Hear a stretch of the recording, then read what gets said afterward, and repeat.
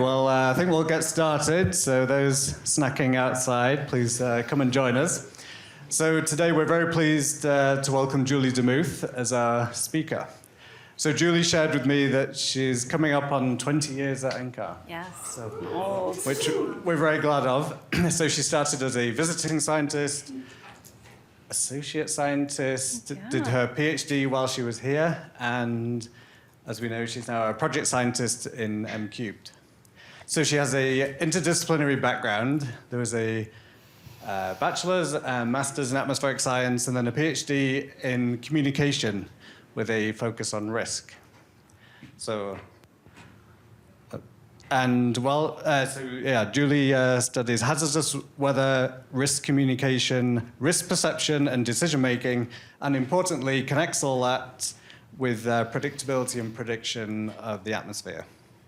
And Julie also leads the Convergent Science Program, which is one of our cross-lab initiatives here at NCAR. So it seems we all have an event in our childhood that triggers our passion for weather. That's right. And I think Julie's experience takes the cake, which was the night of the Twisters.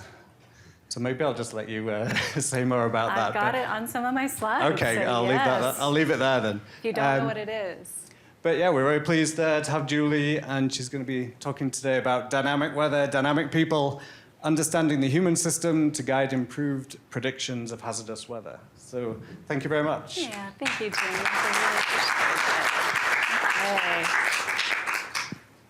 Hello, everyone. Oh my gosh, what a great turnout. I'm just so appreciative given that we did this an odd day of the week, kind of an odd time to start a seminar at 2:15, although maybe that's conducive. Everybody's like not running from a meeting, so maybe we could do this a little bit more. But I'm just really appreciative that everybody's here this afternoon. And as James noted, I'm going to talk about dynamic weather and dynamic people. But I'm going to start off with something a little bit out of the box. We're going to just kick off with audience participation here, all right? So how many of you in the audience, I wish there was a way to see the people online, have apps or some kind of gear that you use to track your fitness, your health? Let me see if I can get I learned the fancy pointer that I can point over here. I'll get it off. To track your health, your fitness, your sleep, or something like that, like an Oura ring. Or you just have an app on your phone. So a lot of people here. Is there anybody who doesn't have something like this? Are you sure? Your phone is tracking you. It's tracking your steps. I promise you this. Whether or not you know it, whether or not you intentionally are collecting this kind of data, you have longitudinal data. You have longitudinal data about yourself. And I wrote this in the abstract. I'm going to unpack this term a little bit more as we dig into this. But I'm kind of hoping that when we can start to think about this kind of information as longitudinal data, it kind of brings it a little bit closer to something that we can better understand. I do have a couple of context slides before I dive into the research. And in many ways, I feel like this is one of the most important ones. I'm going to acknowledge a lot of people throughout this talk, because I've had the opportunity to work with a lot of amazing people. But these folks here on the slide have offered me so much just foundational support, mentorship, advocacy. I think probably have fought for me in ways that I don't even know, and the kind of science that we're talking about today, before we all appreciated how cool it was to fight for this to be here at NCAR. And so I'm just incredibly supportive of everybody who is here on this slide. And like I said, there's a lot of people I'm really grateful for, and I'm going to acknowledge all of them as we go on. But as James already alluded to, I'm talking about dynamic people and dynamic weather today, but I also feel like I've had a pretty dynamic career path. And so if you'll indulge me with just a couple of slides to talk about this. June 3rd, 1980, if you didn't know about this ahead of time, was the night of the Twisters, Grand Island, Nebraska. So I am born and raised in Nebraska, and my family lived here on June 3rd, 1980. I was only 2, so I don't remember it, but I grew up with stories about it. Actually, this little booklet here, we had this when I was growing up, and I would just like pore over this. I was so fascinated by weather, and this is what kickstarted my love for meteorology and my wanting to go into this field. And then if you haven't read the book, Night of the Twisters, it came out a few years after the event. It's kind of a historical fiction and really telling the story. I think the author, her cousin maybe, was actually in Grand Island and so wrote the story around that. So like James said, many of us have these kind of iconic events. And so I just wanted to be a meteorologist from that point moving forward. And I was on this path. I went and did my undergrad in it, then went from flat Nebraska to the mountains of Colorado, came out here and did my master's degree in atmospheric science. And I was really doing more satellite meteorology. And even though it was interesting, and I won't bore you with all the details of this, I felt like this kind of existential crisis. Like, is this really what I wanted to do, even though this is what I'd wanted to do my whole life? And while I was in a class, I actually read this paper by Anne Bostrom before I ever knew who she was. And Anne was doing, this was her dissertation research on people's mental models of climate change. She actually studied this with both experts and members of the public. And I read this paper probably in 2000, and I highlighted a couple of things here. This is how people understand the idea of climate change. And I remember being fascinated that you could study people and that things like even space exploration was a cause in some people's minds for climate change. That they thought when we launched the space shuttles, we poked holes in the ozone layer. That's what was causing climate change and so forth. And even though we would consider these to be misconceptions, of course, of climate change, it was fascinating to me to realize that you could actually study people in conjunction with weather, how they intersect with weather. And so the rest really is history. I had a couple of other experiences where I went into DC and worked for the Board on Atmospheric Sciences and Climate, missed the mountains of Colorado, so came back here, met Jeff Lazo and Rebecca Morse, and Eve Grontfest, and was part of the Societal Impacts Program. Like James said, did a PhD while I was here, focusing on communication. And then in 2013, I think it was, M-Cubed became my home. And so I'm very appreciative of that. So it's been a dynamic career path that very happily led me here to being part of the Weather Risk Analysis and Decision-Making Research Group. This is what we do. I'm actually highlighting a couple of things here, but I'm going to dig into other research today.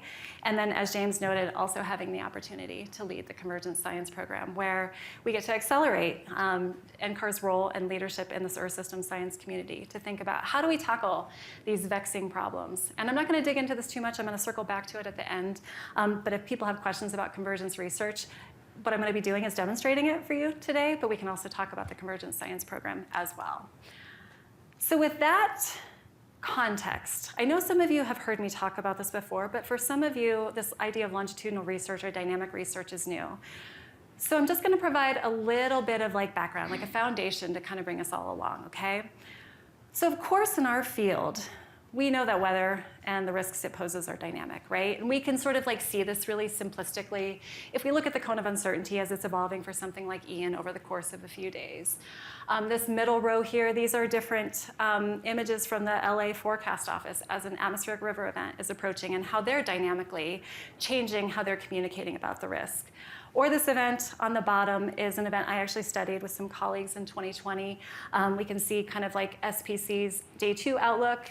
If I can get the thingy to work. Oh, I was so, yeah, there we go. Day 2, day 1, then going to a mesoscale convective discussion, then a watch, and then a warning. So weather, of course, is dynamic, whether it's from minutes to hours to days. And we know this, of course, so we study it accordingly, right? We observe it, we model it, we collect a lot of data. We have so many instruments that we use to collect data about a lot of different variables. And we do this so that we can actually understand what's happening, describe it, see if there's connections among variables, try to understand those processes, track changes over time, and of course with this ideal of being able to predict these things. And we do this, of course, on an ongoing basis, but we also supplement things as necessary, right? So weather is dynamic, and I actually have this nice video that I just showed, a satellite from Ian. Of course people are dynamic too, right? We know this about ourselves.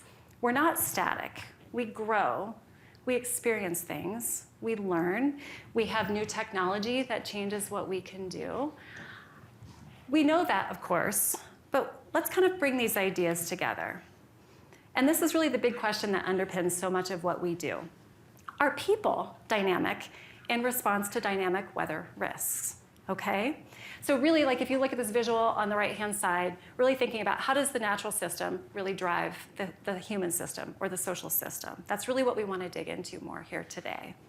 And just to kind of dig into this a little bit more, I'm going to nuance this question. So are people dynamic in response to dynamic weather risks? How?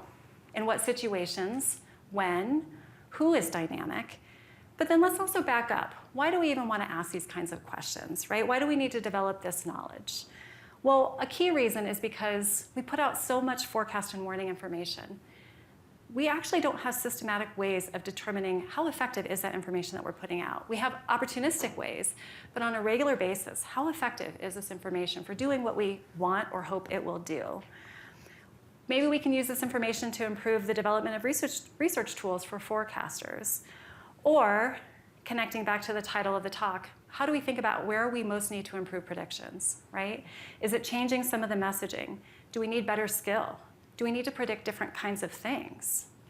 Or maybe it's all of those. It's probably not just one of them. Or maybe other things that you can think of. And we want to do all of this, of course, because I think many of us have this fundamental goal of we want to reduce harm that people face. And now I'm going back to Walter Orr Roberts, sort of our founding father, and just reminding all of us of what he said, that the science we do is to serve human betterment and improve human welfare. So again, just kind of like bringing it back to that fundamental idea. So here's what I'm going to talk about today. I'm going to cover a few different studies at a really high level, and then I'm going to dig in. And first of all, I want to think about how the dynamics of people has been part of the research, but maybe more kind of in the backdrop. It's just part of the landscape. And I'm going to give a couple of examples of that. But then I'm going to really focus in and think about how we center dynamics as something that we're studying. And as I do this, I'm going to talk about research that looks at different populations, different hazards, different types of methods, and that is both fundamental and applied. You'll see this kind of cut throughout everything that I'm going to show. All right, so let's start looking at some of the initial kind of research to show. So again, kind of with the idea of how the dynamics of people are in the backdrop, or kind of just part of the landscape. I'm highlighting here a couple of studies that I had the opportunity to do with many colleagues, focusing on National Weather Service forecasters as sort of like an expert decision maker, right? And they're focusing in their job roles or their professional job roles. And in these cases, we were studying kind of the idea of how do forecasters think about forecast confidence? Or how are they thinking about new types of convection allowing ensemble guidance? And of course, when we think about this, forecasters are dynamic when they're going through this process in response to the changing information they're getting. And in particular, when they're thinking about what they forecast, do they upgrade, do they downgrade, those types of things. It's heavily influenced, which makes sense, of course, by the model trends and the recent performance, right? So some of the ways that we see this come up is forecasters are looking at consistency over time, run-to-run consistency. Is the information kind of sharpening over time? Do they see monotonic changes? Or if they're looking at probabilistic information, again, is that getting sharper or is it all over the place? Are the models catching up with observations? So these are ways that we're starting to see how forecasters are dynamic. So if we're thinking about developing new tools or putting it in their environment, we have to take that into consideration. So this actually feeds really nicely into another study that I want to highlight. A couple studies, actually. These are ones that Mariana and Chris have led. AI is super trendy right now. Everybody wants to do AI. But when we're thinking about forecasters as users of information that comes out from the research community, part of what we need to recognize, again, is that this dynamic aspect of how they're evaluating those new tools. And so this is actually one of the findings, if you read Mariana's paper, and I hope you will, in the discussion, that forecasters, their process of developing trust in the models is deliberative. It's dynamic. It occurs over time. They look at new guidance. They think about, how does this match with my conceptual model? I'm going to compare those predictions with observations over time. I'm going to look at it for many cases. Does it work here? Does it work in this situation? It's really critical to recognize this. But they're not static. So it's not that they're closed off to new information. And this is a key finding in this paper of Chris's that was just published, that they're really open to having these new tools, particularly if it supports their core mission of protecting life and property. And this is just a quote from, if I can get the pointer to where, I'm just going to give up on it. It's at the bottom, especially if it helps them do what they want to do, which is protect those people. Okay, so just one more kind of like big backdrop role that I want to focus on here is how dynamics maybe is intrinsic to some of what we research when it comes to people. And now I'm going way back to my dissertation research, and one of the things I was really interested in, remain interested in, are people's past weather experiences. And how do those experiences shape how they face future weather hazards? historically, the research really treated people's experiences really kind of simplistic, right? Very tangible. Did you have damage? Were you injured? And that was basically it. But people have a lot of kinds of experiences when they have hazardous weather that affects them. And one of the key things that came out was that people have emotional experiences, right? Some of it's true trauma, some of it's affecting their livelihood. But there's even more than that. And those different types of experiences differently shape how they perceive risk, their beliefs and their ability to do something, that's what we call efficacy, and the kind of behavioral responses that they engage in. So one of the reasons, this is sort of, again, recognizing that people are going to change over time from event to event. And the other reason I highlight this is because I think sometimes we have this idea that it's just the forecast information that people are responding to, right? But they have all this stuff that they're bringing into different situations, and sort of making space for that and recognizing that is really important. Okay, so like I said, that's kind of in the backdrop. Now let's start to center how we think about dynamics a little bit more. And I'm gonna kind of like do our little research funnel. So we're gonna start to center in one way, and then I'll get more focused on longitudinality. So one way we can do this is by recognizing that forecast information is dynamic, and then hypothetically putting this changing forecast information in front of people and seeing how they respond. This is a paper that Chris just submitted, where this was funded by Vortex Southeast. We were studying probabilistic tornado warnings and how, if they update over time as sort of like 10 minutes apart, how people are going to perceive that information, what they think it's going to mean, what their intentions are in a hypothetical context, of course, to respond. And I'm going to actually walk over here because I can do that lavalier. So this is time 1. If you see that little dot there and this little dot here at time 2, that's the place where we position people for the first and second warning. Actually, their position was the same. It was the warning that moved. And we did these in-person interviews, Chris and Robert and I did, just to, again, see, how are people making sense of this? What are they thinking? How are they responding to it? And we see at that first warning that at that location, most people were pretty concerned about it. They're like, oh, this looks pretty threatening. We're in danger. I'm going to take cover. But with this hypothetically changing scenario at time 2, even though they're at the same probability and they're proximate to the highest probability, most people were saying, I'm not as worried anymore. I think it looks like it's past me. I'm less concerned, even though they're explicitly recognizing it's the same chance as last time. So this is a way that, for instance, we can start to test how changing information is thought about by people, what they're going to do with it, before we ever think about operationalizing it. And then just one more example before we get to the longitudinal stuff. Another way that we can center the dynamics that we did is in this study where we went in after a tornado event, and we were asking people explicitly about the dynamic information, but asking them to reconstruct it after the fact. So in this case, we went to Georgia after 2 deadly EF3 tornadoes killed a number of people, and we interviewed the survivors of neighbors, family, friends. And we asked them to tell us, what did you know? When did you know it? What did you do? And what we found is that people were really actively managing their risk in all these ways. They're installing weather apps. They're setting it up to push alerts or warning information to them. They're looking at the radar. This person pulled up his phone and showed, Heather Lazarus and I were doing this, showed us what he was looking at in the moment because he screen captured it. They decided not to travel. They told neighbors to leave. So they were very actively managing their risk.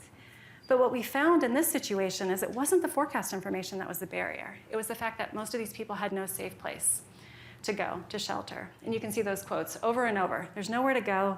I don't know where the shelter is. There ain't no shelter around here. And so what's helpful in this situation when we ask people to walk us back through this is that, again, it's not the forecast information here that needed improvement. It's that we need better provision, maintenance, and communication of sheltering for a lot of people. Okay, so now we're going even deeper. All right, so we're going to start talking now about longitudinal studies. You all now know that whether or not you realize that you have longitudinal data about yourself, that's out there. So let's talk about longitudinal studies. And because this comes up every time I give a talk, I'm going to define it from the outset because I'm dynamic and I've learned over time that I need to do this. Longitudinal studies is simply data that's collected at different points over time, okay? And if you believe the AI, because I even went down the etymology route, the word longitudinal originates from the Latin word, I don't know how to say this, longitudo, meaning length or duration. So we can see how this is where this idea of longitudinal studies measuring data over time comes from, okay?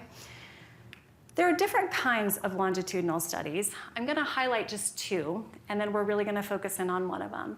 So the first is a longitudinal trend study. And this is just where we survey different people, but we're asking them the same questions. And so I've sort of tried to represent this here, that at time one, we have this group of people. At time two, we have a different group of people.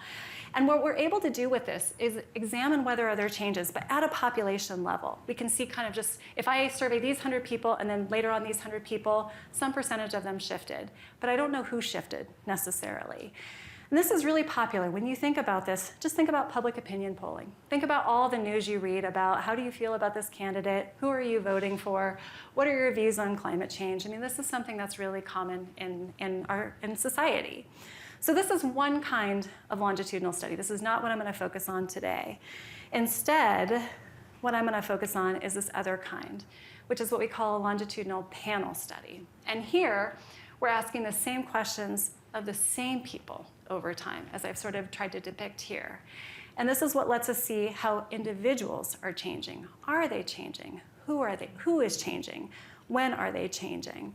And if you design the study right, you can start to get these causal inferences. What's causing that change? Okay, so it gives us a lot more power in the kind of work that we do. And I just want to emphasize, when you're aware of this kind of longitudinal panel data, then you start to see it in many different places. So this is actually something that came up on my phone last week.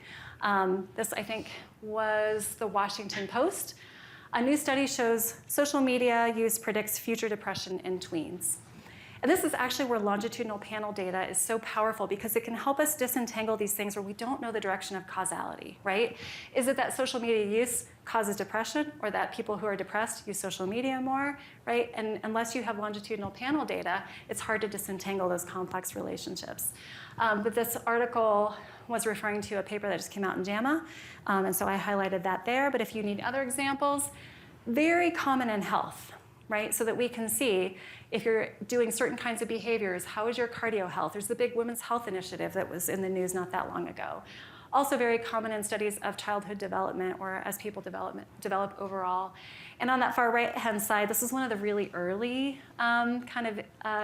studies that invoked longitudinal data. I'm looking for my comm people in the audience to see if you recognize this. From the 1940s, this really in-depth study to see how people's media use, whether and how people's media use shaped who they voted for in presidential elections. Part of me wants to go back to that and see how much of that is valid still today, because I think those findings from 1949 maybe have changed a little bit here. Okay, so again, kind of bringing longitudinal data, this longitudinal studies idea into our domain. There have been studies in the context of hazardous weather. But in these cases, and they're really helpful, they contribute a lot to our body of knowledge, but they have conducted these studies in a simulated context. Maybe they use the trend data. This is some really important work by Bob Meyer and others at Wharton, where they were getting real-world data as Hurricane Sandy was approaching and making landfall, but they were doing interview-based surveys of different people. So again, they couldn't see who changed over time, just that there was change over time. And then there are people who, including some of our colleagues, who have collected panel data, but across multiple hazardous weather events. And that's because they were interested in seeing, how did experiencing these events affect your mental health? How did it change how you maybe attribute extreme events to climate change?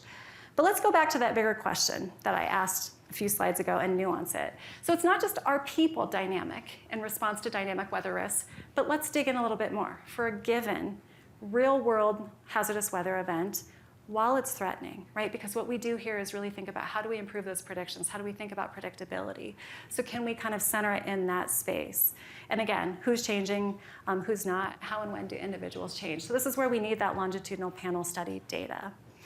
Before I show you a couple of results, I'm just going to do one slide on theory, very simplified theory here, just to kind of highlight some of the key things I'm going to be talking about. So I've been referring to risk messages or risk information. This can include weather forecasts, preparedness information, environmental cues, social cues. How people perceive their risk is really central to a lot of what we study, and that can include, do I think I'm going to be affected? What are those negative impacts? How bad is it going to be? Am I worried? Am I excited? Because that sometimes happens. Am I sharing information as part of a behavioral response? Am I seeking it? Am I taking protective behaviors? And so forth. So there's a lot more in reality. There's a lot more that's more complicated than this. But I'm just highlighting kind of these big sections that I'm focusing on today. Before we get to the quantitative data, my colleagues' first sort of foray, as I like to characterize it, into longitudinal panel data was actually qualitative. So this is based on a study that Rebecca Morse, a big grant that she had led, where we were collecting Twitter data, and we were trying to glean insights from that Twitter data. And in, was Sandy in 2012 or 2013? 2012, is that right? I can't even remember, it's so long ago. We identified people who were in a mandatory evacuation zone during Hurricane Sandy, 53 people, and we collected all their tweets over the course of several days before, during, and after Sandy. And we were trying to look for indications of how are they paying attention to this threat? What were they perceiving as their risks? What were they doing? And so we have a paper that's out there, and again, I'm just going to walk over. And this is the narrative of one of the people that we actually ended up studying and sort of like identifying as part of our sample. And what I've indicated over here are sort of our characterization of some of what they're talking about. So early on, they're just saying Hurricane Sandy. They don't just intuit that information, they're getting it from somewhere, right? So that's an indication of forecast information. They say, I'm probably worried about this hurricane. That's an indicator of risk perception. The MTA is gonna cancel services. Those are social cues, specifically what the government is doing. They say, even though the beach is 1 block away from me, I'm gonna stay home. That's their protective response. They're not gonna evacuate initially. Then as Sandy's getting closer, they talk about those environmental cues. Sometimes it's just with emojis, right? Like this is what the water looks like. And then later on, we see that they ended up going to their grandma's house. The good old projects building is going to keep us safe. So they decided not to stay home. They actually changed and decided that they were going to go someplace else to better protect themselves. And then they talk about other things like coping behavior, you know, because we all have to cope. My aunt is about to make her famous fried chicken with some French fries, like whatever you have to do to get through that hurricane, right? So this was really powerful for us. But of course, Twitter is limiting because it's what people want to share when they want to share it. We can't have the benefit of asking the same questions of people over time. So this is where we segue to what I consider this amazing longitudinal panel survey team. And again, all the people who are involved in this at NCAR, at Stanford. We've had other folks who we have been really grateful who had participated. And even though I don't have their pictures, this effort has very much been supported by NOAA and NCAR, but we've benefited from close partnerships with folks in the research and the operational sides of NOAA, and I've listed many of them there. And so now that you have a sense of what we're trying to do, here's how we ultimately designed this research, initially as a proof of concept, to see if we could get information from the same people over time during a real-world event while it was threatening. All those kind of key adjectives here. We worked with a lot of companies to figure out if this was feasible. Ultimately, this was our design, that we would field 3 surveys during the forecast phase. Those are the predictive waves. 1 survey after the event, that's the post-storm wave. And again, same people each time. We are working with a company called YouGov and with their existing kind of set of participants so that they can reach out to them. And this visual here kind of depicts conceptually what this research design is like. We kind of think about this as sort of like a mini meteorological field campaign because there's a lot of logistics to work through. There's a lot of challenges, uncertainty, forecast uncertainty, predictability limitations, and so forth. And then more things that are specific to longitudinal data. Like response attrition and just general cost, although that's probably true for a field campaign as well. I want to just emphasize this because if you aren't in this space, to our knowledge, nobody's collected this kind of data before. This was entirely new, and it really was something that when we designed this, we didn't know if it was going to work. And so we saw this as sort of like an empirical endeavor.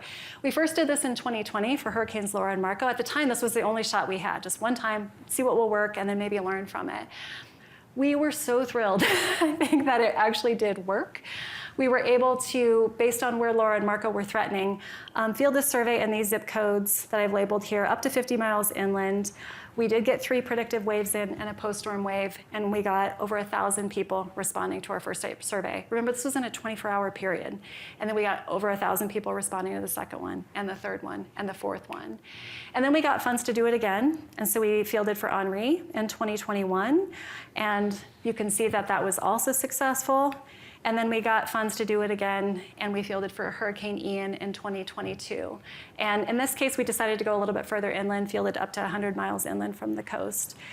And then it was about this time we wrote a report to NOAA and said, this is great, but this would be like studying 1 or 2 or 3 hurricanes and saying we knew everything there was about hurricanes meteorologically. And so we need to be able to do this more, and we also need to be able to do this for more events. And so we got funds to now study atmospheric river events. And so we did one, what we're calling the Easter AR in 2024, and then the Valentine's Day. We don't intend to field during holidays. This is just how it works. But we ended up kind of thinking about how do we modify our survey for these types of events. How do we think about where we're going to field? And we were successful in this case too. You can see for the Valentine's AR, obviously this was right after all the fires, and so we made ethical choices to not exacerbate what those people were going through and to mask them out. So this gives us an amazing data set. But it becomes even more amazing when we can take this sort of human system data and integrate it with forecast information. And this has been work that Andrea has led really beautifully, because we know what zip code people were in, we know when they started the survey, and we know when they stopped. So we can, based on that, identify what forecast products were in effect for their area at the time that they took the survey. So Andrea went and scraped and curated all this information and created flags for it. So we know, were they in the cone? Were they in a storm surge watch or warning? Were they in a winter storm watch or warning? Or a high wind warning? And this gives us a really incredibly powerful data set. And this is just one example of how this maybe is represented in our survey. So somebody at wave 1, maybe we know they're in the cone. At wave 2, they're in the cone and a hurricane watch and a slight excessive rainfall outlook from WPC. By wave 3, they're in all of that and a storm surge warning and maybe a tornado watch or maybe a tornado warning. So you can start to see just how much we can do with this data set. So I have built this up a lot, and now we need to show some results. This is some analyses that I want to highlight from a paper that we just had published in BAMS. And these are kind of the 2 high-level initial research questions that we investigated, with a focus on hurricanes only. Thank you, James, for the little asterisk idea to remind yourself to say something. I think you did this in your talk. I'm just going to show results today from hurricanes only because there's so much that even digging into ARs is a little bit too much. So our research questions were really kind of fundamental to begin with. Does the amount of forecast information that people get change over time as a TC is approaching based on their hurricane risk? I'll explain that in a second. Do their risk perceptions change over time, also based on their hurricane risk? And this is where we get really powerful. Does their risk perceptions, remember that visual I showed, also change based on how much information they're getting? So this is where we can let the things that are varying within an event also drive other things that are varying within an event. So this, I'm not going to belabor this point, but there is, when you collect this kind of longitudinal data, more sophisticated ways of analyzing this kind of information. One is what we call multi-level growth modeling. And really the essence of this is that this kind of statistical analysis lets every individual have a trajectory, where they started, how they're changing over time. If there are other things about them that are changing in the moment, like how much information they're getting. But then we can also look at differences among people, right? Are there differences in where people start based on their age or their gender or what they're exposed to? And are they changing over time differently based on those things? So I'm not going to test you on this later. I'm not going to walk you through it. I had to derive these equations, but this is just what underpins the analysis that I'm going to show you. So again, kind of going back to that research, those couple of research questions and that kind of theoretical model. This is just so you know kind of what data from our survey we're looking at, because we have a lot of questions on the survey. So if we want to focus on that risk information, one thing we asked people was, in the last 24 hours before you completed this survey, how often did you get information about this storm from these different sources listed below? And we actually have more information, more sources and channels, but I'm just picking 8 of them here. And we asked how frequently they got information and converted that to a count. So we have a variable that goes from 0 to 48 here. We measured risk perception in a lot of ways on our survey, but kind of 4 classic ways are what I'm showing here. And this gets at, again, do people think they're going to be affected? Will they experience negative impacts? How bad will it be? And are you worried? Or what we would consider more of an affective risk perception response. So these are the kind of the data that we're working with here. And I promised that I was going to talk a little bit about what we mean by hurricane risk. Remember, we know where people are. We know when they completed the survey. So we wanted to kind of subset those folks. And we did this in a way that we considered like their predicted exposure or their predicted risk. And we categorize people into 3 different groups here. The most exposed is if people ever ended up in a storm surge watch or warning or in a mandatory evacuation area. This is actually ultimately time invariant. They're somewhat exposed if they're in the cone of uncertainty, a tropical or hurricane watch or warning, or in tropical storm force wind speed probability greater than 30%. And they're not exposed if they're not in any of those areas. Okay, so this is one way that we're going to break down and look at the results across these different groups. And so here's our first set of results. This is that research question 1. How much information are people getting over time based on that predicted exposure or risk? And in the model here, we're also controlling for different demographics. Actually, we can dig into this and look at it, but I'm not going to focus on that in great detail. So this is just for Laura and Marco, okay? And the first thing you can see, if you look at these exposed groups, is they're getting information about the same rate over time, the most exposed and the somewhat exposed group, right? There's no difference in that rate between those 2 groups. But because the most exposed starts off higher, they're getting more information overall than the somewhat exposed group.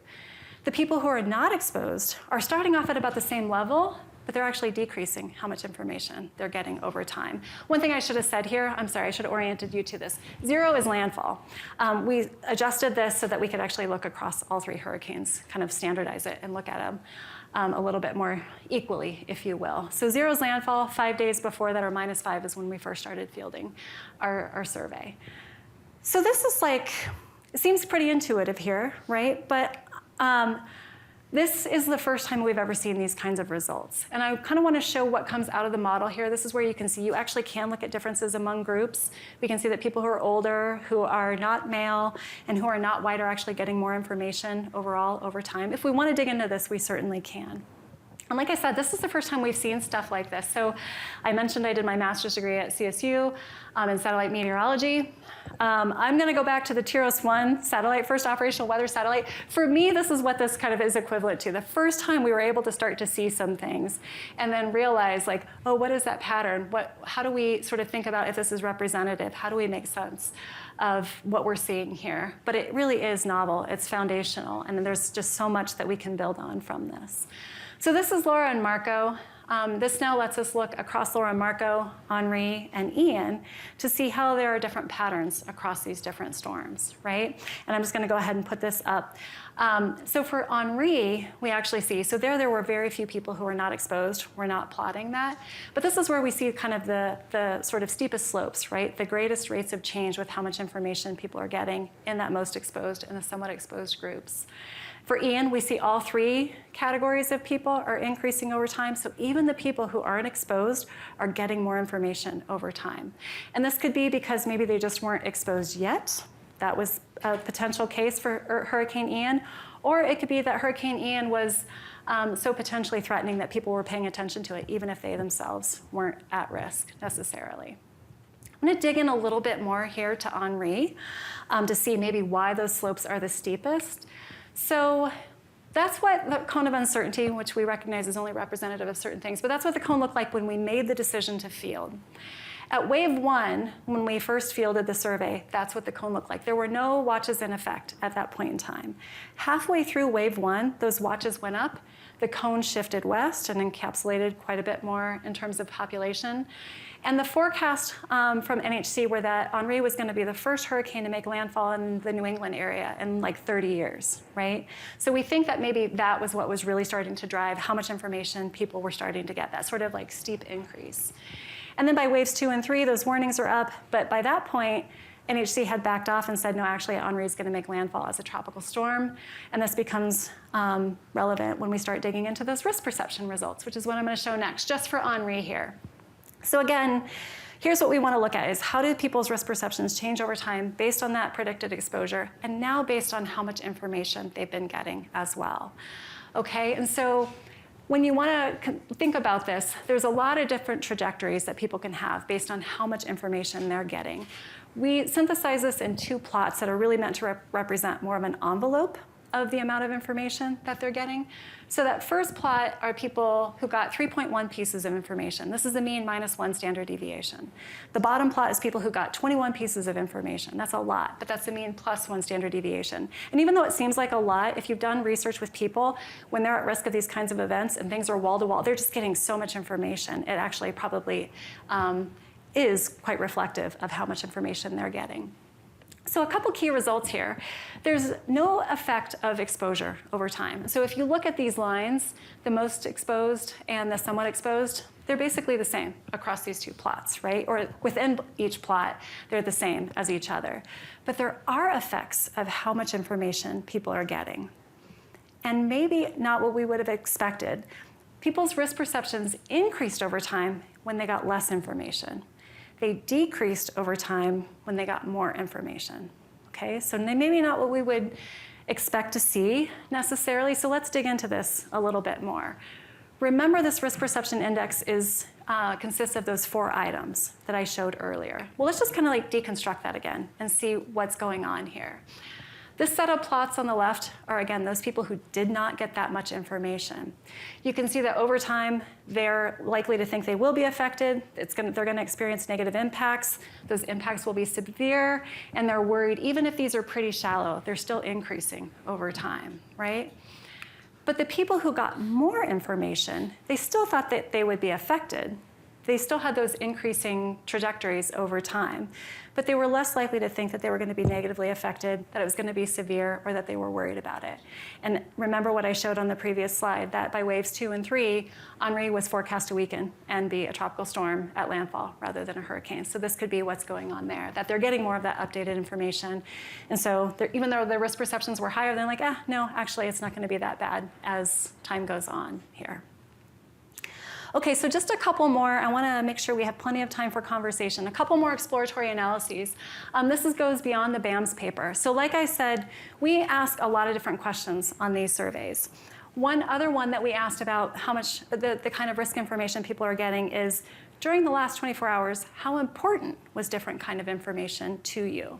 How important is information about how strong the storm winds will be, about rainfall flooding, about storm surge flooding, or about how much damage you might experience? So we can investigate this question as, does the perceived importance of different kinds of information change over time? Again, based on different exposure as the TC is approaching. And now I'm just showing results here from Ian. And kind of the main thing to really point out here is that the importance of wind strength, rainfall, flooding, and the damage amount, you don't see a lot of spread, right, across those 3 different exposure areas. Maybe you could say there's a little bit of a difference between, the most exposed and the not exposed, with those confidence intervals. But the one place where we really see a difference is the people who thought that storm surge flooding was important were the ones who were most exposed. So we kind of see this kind of nice correspondence here. The people that ultimately ended up at risk were really attending to that storm surge information in particular, more so than the people who were not in those areas. And so, again, really nice to see that kind of information. And then just one more exploratory analysis, and this really starts to hit at kind of a vexing question in the field of risk analysis, is, do people's risk perceptions go up? Then do they take protective action based on that? And then what I'd really love to be able to explore, but we can't do with these data, is if they take protective action, do their risk perceptions then go back down because they've kind of protected themselves? Well, we can start to look at like the first part of that problem here. And here I'm just doing it with a simple, a multiple linear regression to see if their risk perceptions at an earlier point in time, here I'm looking at wave 2, predicts their behavioral responses at wave 3. And you can see again how we measured risk perception. We have a lot of detail here, even more so than I've showed. And then on every one of those surveys, we asked people in the last 24 hours, have you evacuated? Have you made evacuation arrangements, emergency supplies, boarded up, and so forth? And if we just look at how many people, if we sum all of those, we can see if risk perception is changing, how much people are engaging in those actions. And so here's kind of, again, really exploratory early results here. That the people who were more likely to think that they were going to experience strong winds and storm surge were more likely to engage in more of those behavioral actions. And then people who were worried, this is really pretty consistent with the literature, that kind of affective risk perception drives a lot of people's behavioral responses. But then we can also see the people who are more likely to think that they were going to experience power outages, that they were going to experience financial losses, they were the ones who were protecting more at wave 3. So we can start to see, what is it about people's risk perceptions that's really driving those behaviors, okay? So just to wrap up here, and then I want to close with a few slides. People are dynamic, right? This is not too surprising, but it's nice to be able to start to see this. They are anchoring to early information. There are different directions and rates of change with how much information they're getting and their risk perceptions. We're seeing alignment with what kind of information they think is important and where they are most at risk, and then seeing what kinds of risk perceptions are driving those protective behaviors.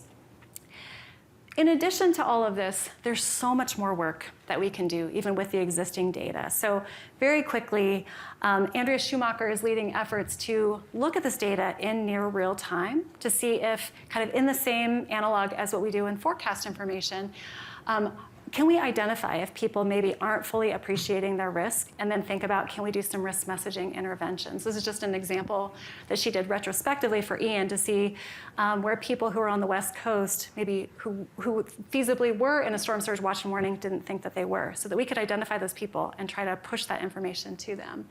And then Robert and Andrea are designing kind of this web page or this data dashboard so that we can start to put this information out there in the spirit of open science and our role as a facility to kind of help other people build on this. And then there's so much more work that we're doing. I want to give a shout out because Michelle is giving an M-Cubed happy hour next Wednesday, so I hope that you will come to that and hear about some of the analyses that she's been working on while she's here. But there's more work that we're able to do, not just with the longitudinal panel data alone. We have another grant that's funded by NOAA, where they wanted us to look at different data sets and see what kind of insights about the dynamics of people that we could kind of conclude. And so as part of this, we have purchased cell phone-based mobility data so that we can see how people are moving. It's a little creepy, as DJ and Charlie and I can tell you about. So we're also grappling with the ethics of this. We're processing those data, comparing that data with our longitudinal survey data to see kind of how people's self-reported behavior maybe does or doesn't align with kind of the in situ data. And then we're brainstorming, very, very early phases, because we just sat in a room a few weeks ago about if there are machine learning techniques to really think about these data with the mobility data, with survey data, other kinds of data to yield insights about the dynamics of people.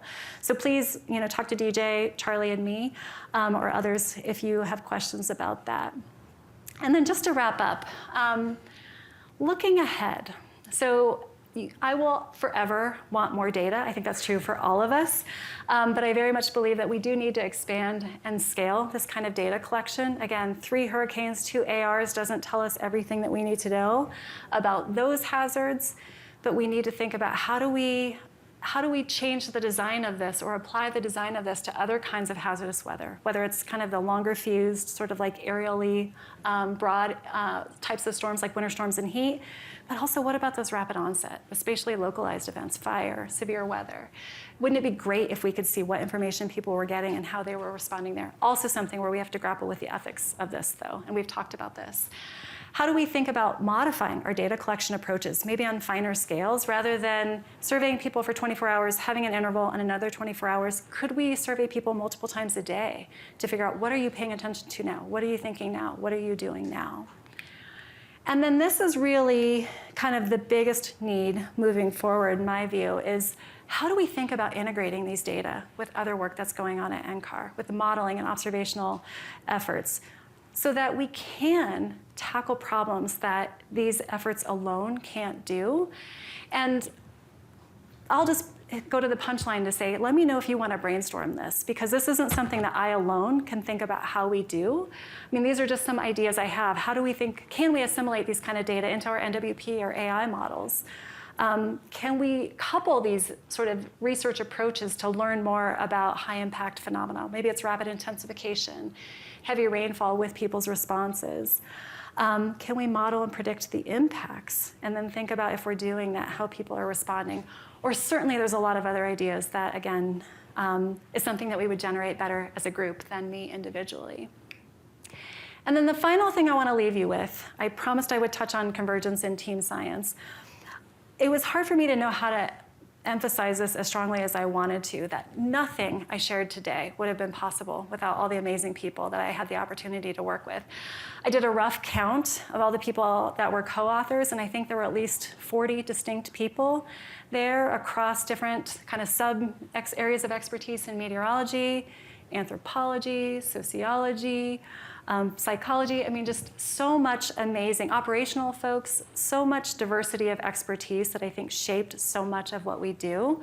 And recently I came across this book. I admit I haven't read it yet, but I'm eager to. You all know that I love being in the outdoors, but I love this quote that the best journeys in life are those that answer questions that at the outset you never thought to ask.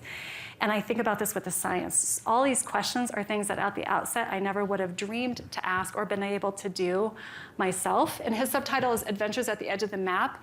I think we need to adopt that and have adventures at the edge of our disciplines or our knowledge. And so with that, hopefully I've left at least 10 minutes for questions. Thank you to our amazing M-Cubed administrative team. There's no way, most of this work is externally funded, and it wouldn't be possible if there weren't those folks to help us get those grants written and submitted and processed. And when the money came in, our YouGov folks and the many NOAA and NCAR funds that have supported this. So with that, I'm going to stop and hope that there will be questions. Yes, thank you.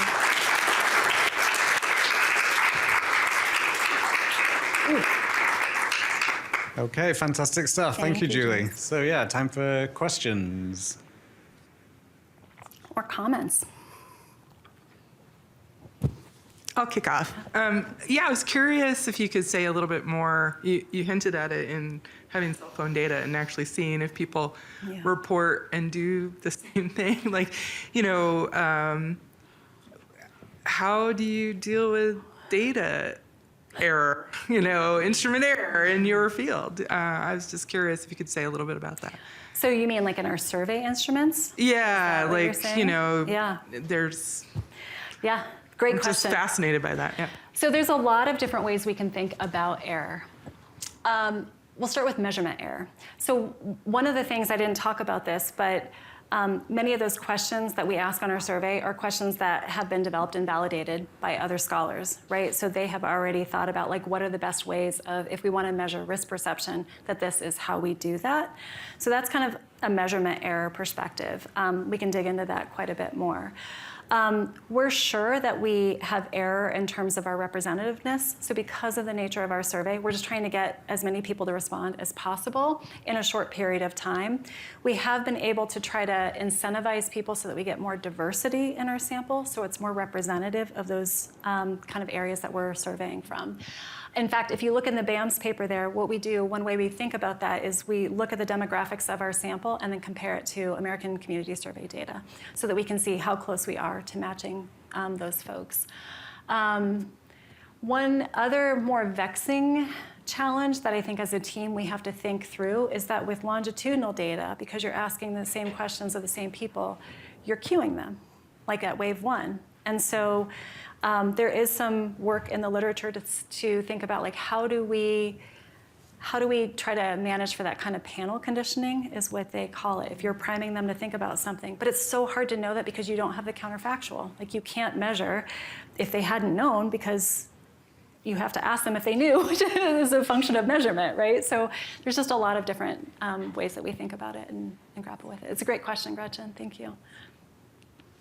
Yeah. Okay. All right, so how do you kind of plan on dealing with some of these more short-term or like short notice events? Because obviously with the hurricanes and the atmospheric rivers, you can see them coming for a few days. But you mentioned about sending a survey out for when people are in a tornado watch or even a warning. How do you sort of incentivize people to fill out a survey when they're in more of that pressing situation? The short answer is we don't know yet. Okay. But I am very appreciative that you're asking the question. I think this is such important kinds of data to collect, but the question is, can we? And what are the limitations on being able to do that? Whether it's a practical limitation, the practical limitation could be predictability. It could be that we can't get that many people. Also, when you think about, you know, maybe areas where there's convective weather, they're maybe more rural. They're not high population areas like Florida and California. So now you're limiting how many people. But we are, I think as a team, and really want to invite people who are interested in this to be part of this conversation. I actually gave a similar talk to this at NSSL at the Weather Center in early April, and I said, we need to think about this. How do we deal with the ethics of this, right? Should we be surveying people? Is there a point in time when we should not be surveying people? And I think one thing I want to touch on, though, is from an incentives perspective, working with YouGov, they incentivize people to respond to a lot of surveys. We're actually seeing that we're getting really high response rates and very little attrition, meaning we're not losing people from wave to wave. And I think it's because I think it's because weather's cool, and we all know that, right? And so, of course, everybody else thinks that. But in all seriousness, I think we're asking them about something that is genuinely potentially going to affect them. And so they are motivated to share their experiences. For folks who have done this kind of social science work, I think we can all agree on that. People are often very motivated, not 100%, we have to be mindful of that, but to share their stories. And so I think this is an opportunity for them to do that. But it doesn't mean we can't ignore the ethics of, are we putting people in harm's way, which is not what we want to do if we're asking them to respond to a survey. Yeah. Thank you so much. Yeah.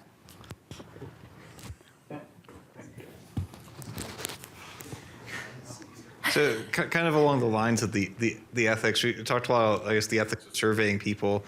And then there's the question of interventions, I think, is sort of the really interesting but also potentially fraught one. Because a lot of the tech companies have all of these ability, like they do all these A/B tests and other things on like messaging things about like what ads to put in your feed and whatnot. Is that something you see as a future direction? And where do you think would be impactful in the space of like trying to evaluate the effects of different interventions? And what do you think would be maybe like things we should avoid in that space? Oh my gosh, that's such a great question, DJ. So I think one simple way that something could be impactful is if it's more of a lack of awareness, right? Or a lack of appreciation that you're at risk. That's why we highlighted some of this. Like if you're in a storm surge warning and you don't think you are, but we know you are, well, or we think you are, there are some spatial resolution issues there that we're trying to work on. Is it possible that we can push that information to you to sort of correct that misconception? It doesn't change the fact that they might not be able to do anything about it. We have to deal with that too. So that's kind of sort of what seems like a low-hanging fruit and something that Weather Service, given that it aligns with their kind of their fundamental goals and their mission, is interested in. We have talked with NOAA about, let's say they're developing experimental products, right, to communicate something. We'll assume we figured out the whole rapid kind of onset thing, and we're going to field for a tornado. Do we give people the probabilistic tornado warning just to see what they're going to do? That, I think, raises a lot of ethical implications, right? But we have talked with NOAA about, are there certain things that we could embed in the survey that if they're developing kind of an experimental product that we might test in for certain respondents? But I do think we have to grapple with, well, now we're giving some people information that other people don't have access to. Is that okay? Is that problematical or not? So those are just a couple things that come to mind. Was there anything else you had in mind with that question? I think it covers it pretty well. I guess the other realm is going beyond even the warning information, but trying to play with the levers of, let's say NOAA pays X a bunch of money to increase the reach of Weather Service office tweets. Is that worth more? Is that potential? Is that also that's something potentially more impactful than than changing the wording? What are some other levers we might be able to play with that aren't just the usual ones? So I'm actually trying to maybe track your question, DJ. So if we want to push information to certain groups who can amplify the message and get more likes, like on social media, that's kind of and with the goal of being likes versus the goal of trying to disseminate as broadly as possible, because I think, that could also be a positive outcome of something like that, as long as the goal isn't just to get more likes or more ad revenue or any of those kinds of things. I mean, I think those are really important considerations that we have to think about. I think, again, this comes back to, I'm going to punt a little. I love thinking about this. This is one of those questions I never would have thought about from the outset, by the way, sort of just to pull on that. I think that this is the kind of thing that you have to almost know what are the ideas that people have, and you have to come back to the need for the teams. Like, what are some of the possibilities? Sit down together, think through the ethics, think through what the goals of those things are. How would you design it in a way that you're not creating harm, or that if you are trying to do good, that you're not having unintended consequences is actually a really big kind of field of study in the field of risk communication. And there are ways to investigate that. So how to ensure that we're not having unintended consequences, or how to be mindful of that and try to measure for it in case it's actually happening. But it's kind of hard to know. Like, I'd have to think a little bit more. Like I said, I'm just going to punt and say I feel like this is something that it would benefit from teams more than anything. Yep. Okay, well, I think we'll have to leave it there. Please stick around for more refreshments and conversation. Let's thank Julie again. Thank you, James.